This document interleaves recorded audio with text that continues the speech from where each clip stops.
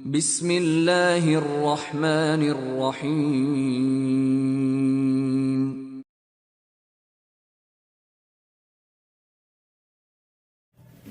Dear student, আজকে আমরা satellite সম্পর্কে জানব। স্যাটেলাইট কি? যে কোনো গ্রহের চারপাশে একটা নির্দিষ্ট কক্ষপথে নির্দিষ্ট সময়ে আবর্তনকারী বস্তুকে ওই গ্রহের স্যাটেলাইট বা উপগ্রহ বলে। এই ধরনের উপগ্রহ দুই ধরনের হতে পারে: প্রাকৃতিক উপগ্রহ এবং কৃত্রিম উপগ্রহ। যেমন আমাদের পৃথিবীর চারপাশে 27.3 দিনে চাঁদ একটা নির্দিষ্ট কক্ষপথে পৃথিবীকে আবর্তন করে। এই কারণে চাঁদ পৃথিবীর একটি উপগ্রহ, তবে এটি প্রাকৃতিক উপগ্রহ। আর কৃত্রিম উপগ্রহ সেটা হচ্ছে মানুষের তৈরি কোনো বস্তু যদি গ্রহের চারপাশে নির্দিষ্ট কক্ষপথে নির্দিষ্ট সময়ে আবর্তন করে, তখন তাকে কৃত্রিম উপগ্রহ বলে। এই পৃথিবীর চারপাশে হাজার হাজার কৃত্রিম উপগ্রহ আছে। যেমন আমাদের বাংলাদেশেরও একটা কৃত্রিম উপগ্রহ আছে, যার নাম বঙ্গবন্ধু 1। কৃত্রিম উপগ্রহগুলো বিভিন্ন কাজে ব্যবহারের জন্যই তৈরি করা হয় এবং মহাশূন্যে স্থাপন করা হয়। রাশিয়া সর্বপ্রথম স্পুটনিক 1 নামে কৃত্রিম উপগ্রহ স্থাপন করেন 1957 সালে। এখন কথা হচ্ছে, এই কৃত্রিম উপগ্রহগুলো কিভাবে আবর্তন করে? পৃথিবীর চারপাশে নির্দিষ্ট কক্ষপথে নির্দিষ্ট সময় যে আবর্তন করে, তা কিভাবে সম্ভব? আমরা এর আগে শিখে ফেলছি যে বৃত্তপথে কোনো বস্তু আবর্তন করতে হলে একটি বলের প্রয়োজন, যার নাম হচ্ছে কেন্দ্রমুখী বল। অতএব এই পৃথিবীকে কেন্দ্র করে বৃত্তপথে যদি কোনো উপগ্রহকে আবর্তন করতে হয়, তাহলে এই বৃত্তপথের কেন্দ্রের দিকে, অর্থাৎ পৃথিবীর কেন্দ্রের দিকে এক ধরনের বলের প্রয়োজন, সেটা হচ্ছে কেন্দ্রমুখী বল। এই উপগ্রহগুলো এই কেন্দ্রমুখী বল কিভাবে পাবে? কেন্দ্রমুখী বল কোথা থেকে আসবে? যেমন আমরা কেন্দ্রমুখী বল যখন শিখেছিলাম, তখন জানতে পারছি যে কোনো একটা বস্তুকে সুতা দিয়ে বেঁধে যখন আমরা বৃত্তপথে আবর্তন করাই, তখন সুতার দিকে এক ধরনের কেন্দ্রমুখী বল সৃষ্টি হয়, অর্থাৎ সুতা দ্বারা কেন্দ্রমুখী বল সৃষ্টি করা হয়। কিন্তু পৃথিবীর চারপাশে উপগ্রহ আবর্তন করার সময় সেরকম কোনো সুতা বা দড়ি দিয়ে তো আর কৃত্রিম উপগ্রহ বেঁধে রাখা যায় না। তাহলে সেখানে কেন্দ্রমুখী বল কোত্থেকে আসবে? আমরা মহাকর্ষ বল অনুসারে আবার বুঝতে পারি যে পৃথিবী এবং চাঁদ বা অন্য কোনো উপগ্রহের মধ্যে এক ধরনের আকর্ষণ আছে, যেটাকে বলা হয় মহাকর্ষ বল। অর্থাৎ মহাবিশ্বের যে কোনো দুটি বস্তুর আকর্ষণ মহাকর্ষ বল। পৃথিবীর চারপাশে বৃত্তাকার পথে যে উপগ্রহটি আবর্তন করবে, সেই উপগ্রহটির প্রয়োজনীয় কেন্দ্রমুখী বল এই মহাকর্ষ বল থেকেই সৃষ্টি হবে, অর্থাৎ কেন্দ্রমুখী বলের যোগান দিবে মহাকর্ষ বল দ্বারা। অতএব এই মহাকর্ষ বল এবং কেন্দ্রমুখী বল একটা সাম্য অবস্থা সৃষ্টি করেই উপগ্রহকে পৃথিবীর চারপাশে নির্দিষ্ট কক্ষপথে আবর্তন করতে সহায়তা করে। যদি এমন হয় যে বৃত্তপথে ঘূর্ণনশীল উপগ্রহের প্রয়োজনীয় কেন্দ্রমুখী বলের চাইতে মহাকর্ষ বল বেশি, তাহলে দেখা যাবে উপগ্রহটি ঘুরতে ঘুরতে পৃথিবীতে এসে আপতিত হবে। কিংবা উপগ্রহটিতে যে পরিমাণ কেন্দ্রমুখী বলের প্রয়োজন হয়, তার চাইতে মহাকর্ষ বল কম, তাহলে দেখা যাবে যে উপগ্রহটি আবর্তন করতে করতে কক্ষপথ থেকে বের হয়ে চলে যাবে। অতএব পৃথিবীর চারপাশে নির্দিষ্ট কক্ষপথে উপগ্রহকে আবর্তন করাতে হলে যে পরিমাণ কেন্দ্রমুখী বল প্রয়োজন, সেই পরিমাণে কি মহাকর্ষ বল দিতে হবে বা প্রয়োগ করতে হবে। অর্থাৎ মহাকর্ষ বল এবং কেন্দ্রমুখী বল এক সমান হতে পারে।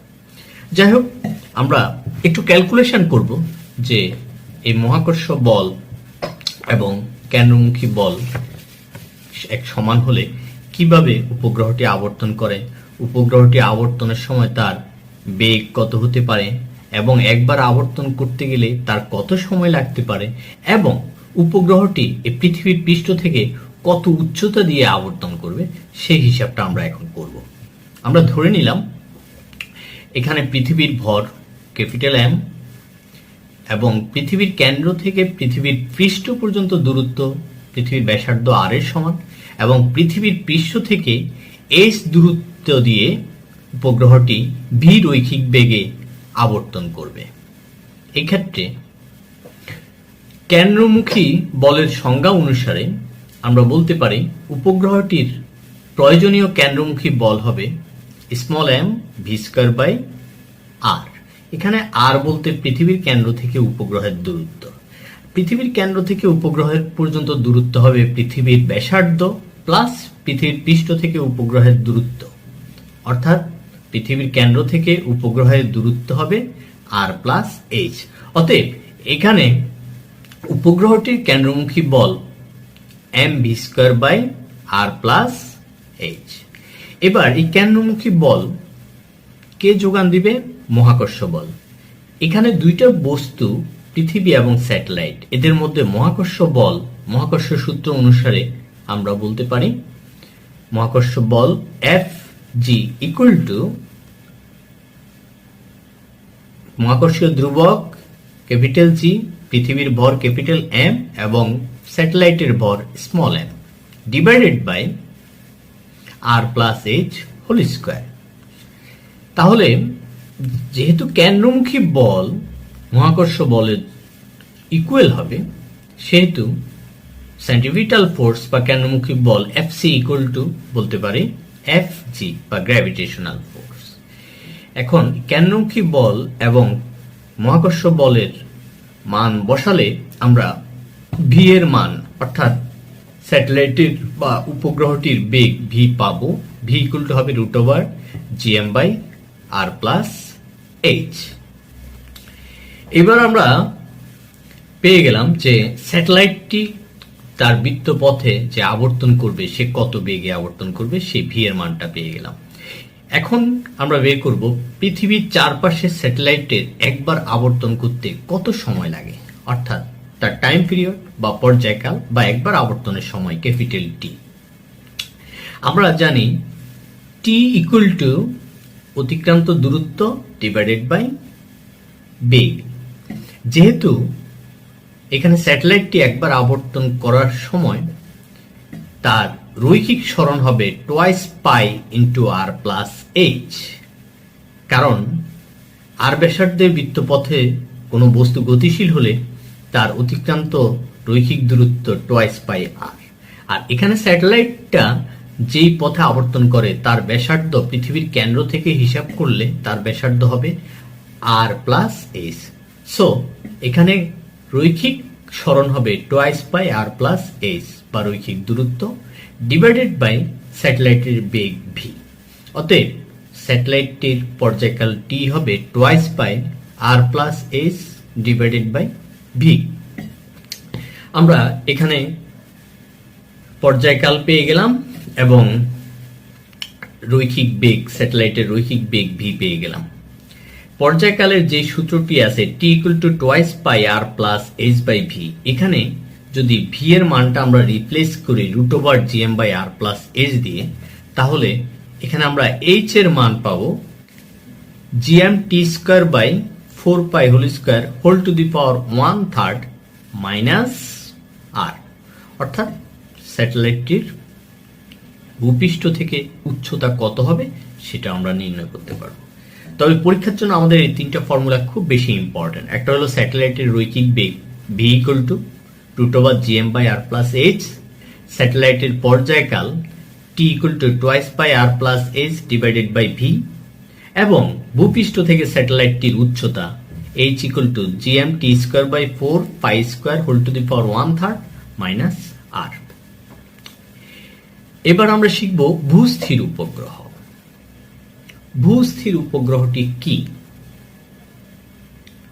আমরা স্যাটেলাইট সম্পর্কে জানলাম যাহা গ্রহের চারপাশে একটা নির্দিষ্ট সময়ে নির্দিষ্ট কক্ষপথে আবর্তন করে।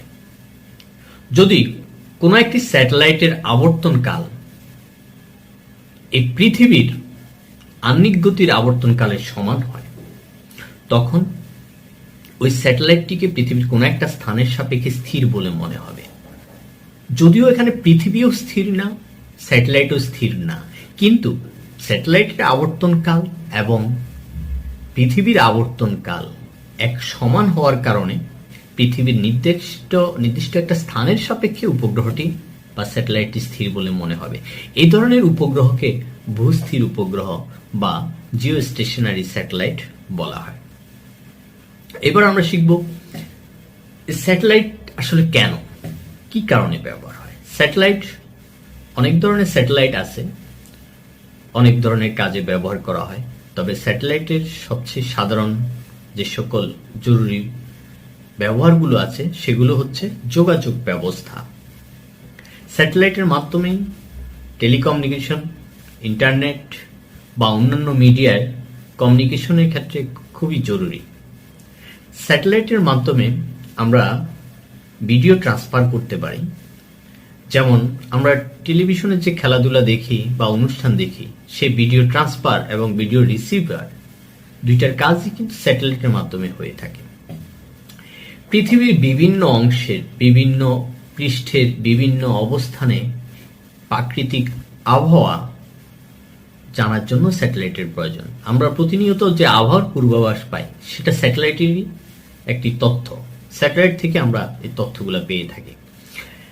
এছাড়াও প্রাকৃতিকভাবে বিভিন্ন রিসার্চ গবেষণার ক্ষেত্রে স্যাটেলাইট ব্যবহার করা হয়। বিভিন্ন প্রাকৃতিক সম্পদের রহস্য উদ্ঘাটনের ক্ষেত্রেও স্যাটেলাইট ব্যবহার করা হয়। এরপরে আমরা আরেকটা জিনিস জানি যে ট্র্যাকিং সিস্টেম, অর্থাৎ পৃথিবীর বিভিন্ন লোকেশন যানবাহন চলাচলের জন্য যে ট্র্যাকিং সিস্টেম সেটাও স্যাটেলাইটের মাধ্যমে করা হয়। অতএব স্যাটেলাইট আরও বহুবিধ জরুরি প্রয়োজনে আমরা ব্যবহার করে থাকি। আমরা স্যাটেলাইট সম্পর্কে অনেক কিছুই শিখলাম। স্যাটেলাইটের বেগ, স্যাটেলাইটের আবর্তনকাল, স্যাটেলাইটের উচ্চতা। স্যাটেলাইট নিয়ে আমরা এখন একটা ম্যাথমেটিক্যাল প্রবলেম সলভ করব। বিটিআরসি বঙ্গবন্ধু 1 নামে একটি স্যাটেলাইট উৎক্ষেপণের প্রস্তুতি নিচ্ছে। ঢাকায় ভূপৃষ্ঠ থেকে স্যাটেলাইটটির উচ্চতা 3.6 × 10⁴ কিলোমিটার। ঢাকায় অভিকর্ষ ত্বরণ 9.78 ms/2। পৃথিবীর ব্যাসার্ধ 6.4 × 10⁶ মিটার এবং মহাকর্ষ ধ্রুবক 6.7 × 10⁻11 নিউটন মিটার স্কয়ার kg/2। এখানে কোশ্চেন হচ্ছে বঙ্গবন্ধু 1 উপগ্রহটির বেগ নির্ণয় করতে হবে এবং আরেকটি কোশ্চেন হচ্ছে এই বঙ্গবন্ধু 1 উপগ্রহটি ভূস্থির কিনা যাচাই করা। আমরা এখানে প্রথম কোশ্চেনটা যদি দেখি, যেখানে কৃত্রিম উপগ্রহটির বেগ নির্ণয় করতে হবে।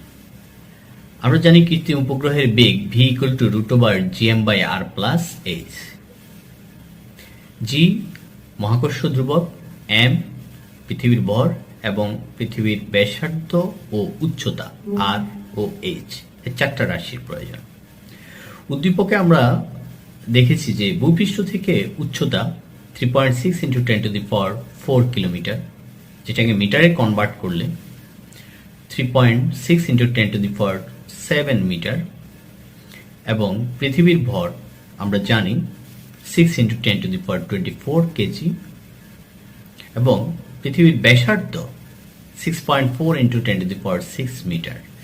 মহাকর্ষ ধ্রুবক ক্যাপিটাল জি এর মান 6.7 × 10⁻11। এই মানগুলো বসালেই, ক্যালকুলেশন করলেই আমরা পৃথিবীর ভূপৃষ্ঠ থেকে যে বঙ্গবন্ধু 1 স্যাটেলাইটটি স্থাপন করা হবে তার ভেলোসিটি কত হবে, অর্থাৎ বেগ কত হবে, সেটা আমরা পাবো। এখানে আমরা বেগের মান পাবো 3.08 কিলোমিটার/সেকেন্ড। সেকেন্ড কোশ্চেনে আমরা আসি। সেকেন্ড কোশ্চেনটি হচ্ছে উপগ্রহটি ভূস্থির কিনা। এর আগে আমরা শিখে ফেলছি যে ভূস্থির উপগ্রহ মানে যার পর্যায়কাল পৃথিবীর পর্যায়কালের সমান। পৃথিবীর আহ্নিক গতির পর্যায়কালের সমান। পৃথিবীর আহ্নিক গতির পর্যায়কাল হচ্ছে 24 ঘন্টা। এখানকার উদ্দীপকের তথ্য অনুসারে আমরা স্যাটেলাইটটির পর্যায়কাল নির্ণয় করব। যদি দেখি যে স্যাটেলাইটটির পর্যায়কাল প্রায় 24 ঘন্টা অর্থাৎ পৃথিবীর আহ্নিক গতির পর্যায়কালের সমান, তাহলে আমরা এই স্যাটেলাইটটিকে ভূস্থির উপগ্রহ বলতে পারব। স্যাটেলাইটের পর্যায়কাল টি ইকুয়াল টু হবে twice pi R plus S divided by V. V হচ্ছে বেগ, যার মান একটু আগে আমরা বের করছি 3.08 কিলোমিটার পার সেকেন্ড। এটাকে অবশ্যই মিটারে কনভার্ট করতে হবে, 3.08 ইন্টু 10⁻³ মিটার পার সেকেন্ড। এবং আর পৃথিবীর ব্যাসার্ধ 6.4 ইন্টু 10⁶ মিটার এবং এইচ 3.6 ইন্টু 10⁴ কিলোমিটার। মিটারে কনভার্ট করলে 3.6 ইন্টু 10⁷ মিটার। মানগুলো বসালে যদি হিসাব করা হয় তাহলে পৃথিবীর চারপাশে উপগ্রহটির পর্যায়কাল পাওয়া যায় প্রায় 24 ঘন্টা। এ থেকে বোঝা যাচ্ছে উপগ্রহটি অর্থাৎ বঙ্গবন্ধু 1 উপগ্রহটির পর্যায়কাল প্রায় 24 ঘন্টা, যাহা পৃথিবীর আহ্নিক গতির পর্যায়কালের সমান। এ থেকে প্রমাণিত হয় ঢাকার ভূপৃষ্ঠ থেকে উপগ্রহটিকে স্থির বলে মনে হবে। অতএব বঙ্গবন্ধু 1 উপগ্রহটিকে আমরা ভূস্থির উপগ্রহ বলে বিবেচনা করতে পারি। অতএব উপগ্রহটি ভূস্থির উপগ্রহ। Thank you.